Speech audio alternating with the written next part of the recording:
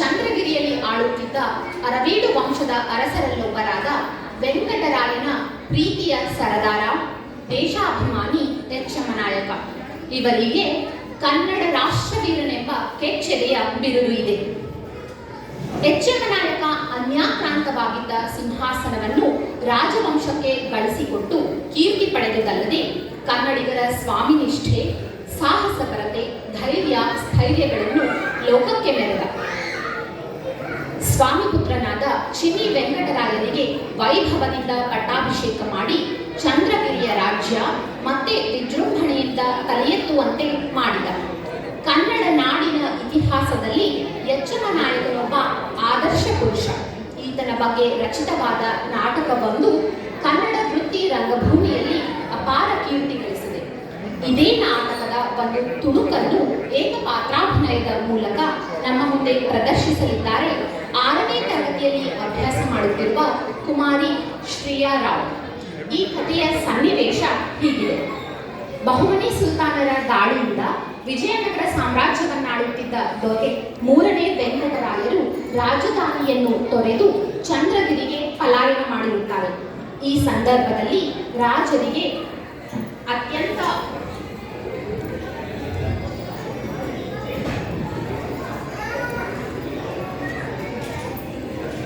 ಪ್ರಬಲರಾದ ಸಾಮಂತರೆಂದರೆ ಪ್ರತಾಪದುರ್ಗದ ಯಚ್ಚಮ್ಮನಾಯಕ ಹಾಗೂ ಕಾಂಚನಗಡದ ನರಸಿಂಗನಾಯಕ.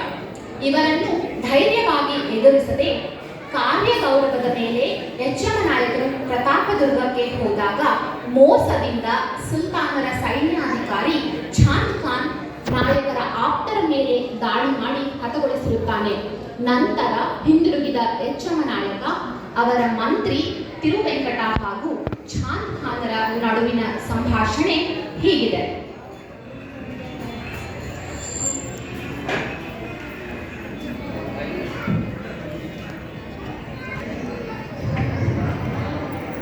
ಇಲ್ಲಿ ನಿಂತರೆ ಯಚ್ಚಮ್ಮನಾಯಕ, ಇಲ್ಲಿ ನಿಂತರೆ ತಿರುವೆಂಕಟ, ಇಲ್ಲಿ ನಿಂತರೆ ಚಾಂದ್ ಖಾನ್. ಯಚ್ಚಮ್ಮ ಕನ್ನಡಿಗರು ಕೈ ಮುರಿದು ಕುಳಿತರು. ಯಾವ ನಗರವು ವಿಜಯ ವಿಖ್ಯಾತಿಗಳಿಂದ ಕೂಡಿ ನೆರೆಹೊರೆಯ ಶತ್ರುಗಳ ಪ್ರವೇಶಕ್ಕೆ ದುರ್ಗಮವೆನಿಸಿತ್ತೋ, ಯಾವ ನಗರದಲ್ಲಿ ಜಯವಧುವು ಕನ್ನಡಿಗರ ತೋಳ್ ಬಲ್ಮೆಗೆ ಒಲಿದು ಜಯಮಾಲೆಯನ್ನು ಹಾಕಿ ರಾರಾಜಿಸುತ್ತಿದ್ದಳೋ, ಯಾವ ನಗರದಲ್ಲಿ ಕುರುಶಕ್ತಿ ಪ್ರಭಾವದಿಂದ 3 ಬಂಗಾರದ ಮಳೆಗೆರೆಯಲ್ಪಟ್ಟು ಕುಬೇರನ ಅಲಕಾವತಿಯನ್ನೇ ನಾಚಿಸುವಂತೆ ಸಂಪತ್ತು ಸೌಭಾಗ್ಯಗಳಿಂದ ಮೆರೆಯುತ್ತಿದ್ದಿತ್ತೋ, ಪ್ರತ್ಯಕ್ಷ ಸ್ವರ್ಗವಾಸವೋ ಎಂಬಂತೆ ಸಾರ್ವಭೌಮ ರಾಜರುಗಳಿಂದ ಸ್ಥಾಪಿಸಲ್ಪಟ್ಟು ಪುಣ್ಯಮಯ ದೇವಾಲಯಗಳಿಂದ ಕೂಡಿ ಯಾತ್ರಿಕರ ನಿತ್ಯ ಜಪವೆನಿಸಿತ್ತೋ, ಯಾವ ನಗರದಲ್ಲಿ ನಂದನವನವನ್ನೇ ನಾಚಿಸುವಂತೆ ಸುಂದರ ಉದ್ಯಾನವನಗಳು ಪಂಪಾದಿ ಸರೋವರಗಳಿಂದ ಮನೋಹರವಾಗಿ ಕಂಗೊಳಿಸುತ್ತಾ ಹೆಸರಿಗೆ ಅನುಗುಣವಾಗಿ ವಿಜಯನಗರ ವಿಜಯನಗರ ಎಂದು ಪ್ರಖ್ಯಾತಿ ಪಡೆದಿತ್ತೋ, ಆ ನಗರ ಇಂದು ಸರ್ವನಾಶವಾಗಿ ಹೋಗಿದೆ. ಯಚ್ಚಮ್ಮ, ಇನ್ನೇಕೆ ನಿನಗೆ ಆ ಕೆಚ್ಚಡೆಯ ಗರದು? ಇನ್ನೇಕೆ ನಿನಗೆ ಆ ಕನ್ನಡ ರಾಷ್ಟ್ರ ವೀರ ಎಂಬ ಪೊಗರು? ಆಯ್ತು ಆಯ್ತು, ಎಲ್ಲ ಸರ್ವನಾಶವಾಗಿ ಹೋಯಿತು.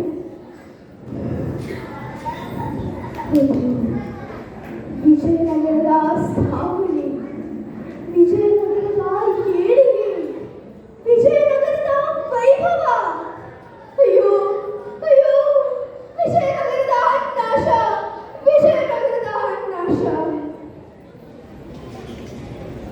ತಿರುವೆಂಕಟ, ಒಡೆಯರಿ ಒಡೆಯರಿ, ಸೈರಿಸಿ,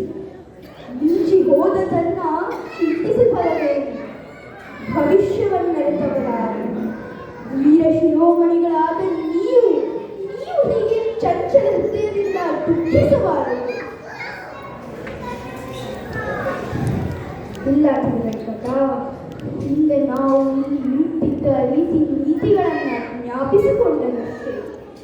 ಶ್ರೀ ವಿದ್ಯಾರಣ್ಯರಿಂದ ಸ್ಥಾಪಿಸಲ್ಪಟ್ಟು ಆ 300 ವರ್ಷಗಳ ಕಾಲ ಅವಿಚ್ಛಿನ್ನವಾಗಿ ರಾರಾಜಿಸುತ್ತಿದ್ದ ಈ ವಿಜಯನಗರವು ಇಂದು ಕಾಗೆ ಗೂಬೆಗಳ ವಾಸಸ್ಥಳದಂತೆ ಆಗಿರುವುದನ್ನ ನೋಡಿ ಯಾವ ಹಿಂದೂ ತಾನೇ ಸಹಿಸಿಕೊಳ್ಳಲು.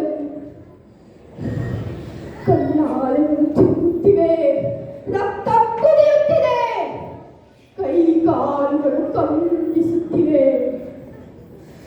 ಹೆತ್ತ ತಾಯನ್ನೇ ಮೃತ್ಯುಗೆ ತುತ್ತಾಯಿಸಿದ ಹೇಳಿ ಎಂದು ತಾಯಿ ಭುವನೇಶ್ವರಿ ನನ್ನನ್ನು ನೋಡಿ ನಗುತ್ತಿರುವಳು. ಕನ್ನಡ ತಾಯಿಯ ಹೆಮ್ಮೆಯ ಪುತ್ರ ಎಚ್ಚೆಮ ಎಚ್ಚೆಮ ಎಂದೇ ಅಣಗಿಸುತ್ತಿರುವಳು. ಇಲ್ಲ ಇಲ್ಲ ತಾಯಿ ಭುವನೇಶ್ವರಿ, ಕನ್ನಡಿಗರ ನರನಾಡಿಗಳಲ್ಲಿ ಹರಿಯುತ್ತಿರುವುದು ನಿನ್ನ ರಕ್ತ.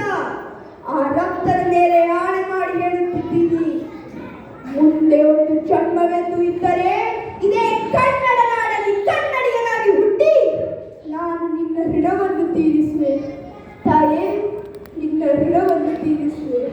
ಜಯ ಭುವನೇಶ್ವರಿ.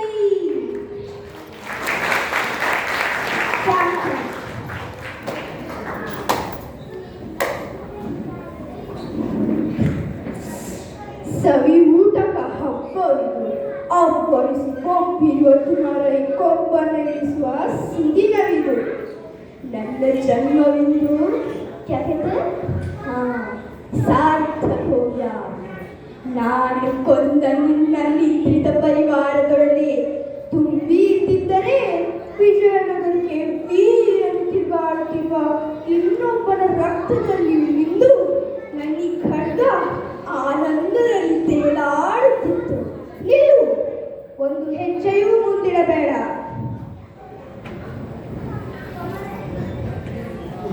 ಏನೋ ಪುಂಡಯವನ, ನಾನಿಲ್ಲದ ವೇಳೆಯಲ್ಲಿ ಕಳ್ಳನಂತೆ ಹೋಗಿ ಮೋಸದಿಂದ ಮಲಗಿದ್ದವರನ್ನ ಕೊಂದ ನೀನು ಮಹಾಶೂರನೇ ಸರಿ, ಮಹತ್ ಕಾರ್ಯವನ್ನೇ ಸಾಧಿಸಿ ಎಂದು ಬೀಗಬೇಡ.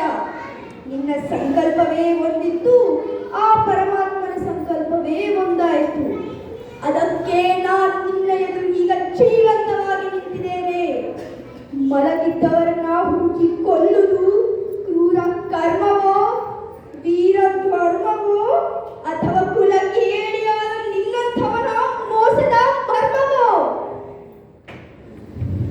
ಸಾಕು ನಿನ್ನ ಅಧಿಕ ಪ್ರಸಂಗ. ನನ್ನ ಬಾದುಷಾ ಜೀವಂತ ತರಲು ಆಜ್ಞಾಪಿಸಿದ್ದಾರೆ. ನಿನಗೆ ಪ್ರಾಣ ಭಯವಿದ್ದರೆ ಶರಣಾಗತನಾಗು, ಇಲ್ಲದಿದ್ದರೆ ಧರ್ಮ ಸಂಗ್ರಾಮಕ್ಕೆ ಸಜ್ಜಾಗು. ಧರ್ಮ ಸಂಗ್ರಾಮ ನಾನಿಲ್ಲದ ವೇಳೆಯಲ್ಲಿ ಮಲಗಿದ್ದವರನ್ನ ಕೊಂದು